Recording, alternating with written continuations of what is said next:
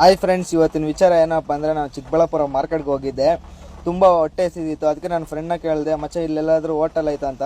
ಬಾ ಮಚ್ಚ, ನಮಗೋಸ್ಕರನೇ ಅಮ್ಮನಿ ದಮ್ ಬಿರಿಯಾನಿ ಇದು ಕರ್ಕೊಂಡು ಹೋಗ್ತೀನಿ. ನಂಬರ್ 1 ಕ್ವಾಲಿಟಿ ಕುಷ್ಕಾ, ಕಬಾಬು, ಎಗ್ ರೈಸು, ಬಿರಿಯಾನಿ, ಮೊಟ್ಟೆ ಇದೆಲ್ಲ ಸಿಗುತ್ತೆ. ನಂಬರ್ 1 ಆಗಿರುತ್ತೆ, ಸಕ್ಕತ್ತಾಗಿರೋ ಟೇಸ್ಟ್ ಮಾತ್ರ ಅಂದ. ಸರಿ ನಡಿಯಪ್ಪ, ನಾನು ನೋಡೋಣ ಇವಾಗ ಟೇಸ್ಟ್ ಮಾಡೋಣ ಅಂತ ಬಂದೆ. ನಾನು ಬಂದು ನೋಡಿದ ತಕ್ಷಣ ಶಾಕ್ ಆದೆ. ನಾನೇ ಇಷ್ಟೊಂದು ಜನ ಸಕ್ಕತ್ತಾಗಿರುತ್ತೆ ಅಂದ್ಕೊಂಡು ಒಳಗಡೆ ಹೋದೆ. ಒಳಗಡೆ ಹೋದ ತಕ್ಷಣ ಜಾಗನೇ ಇಲ್ಲ.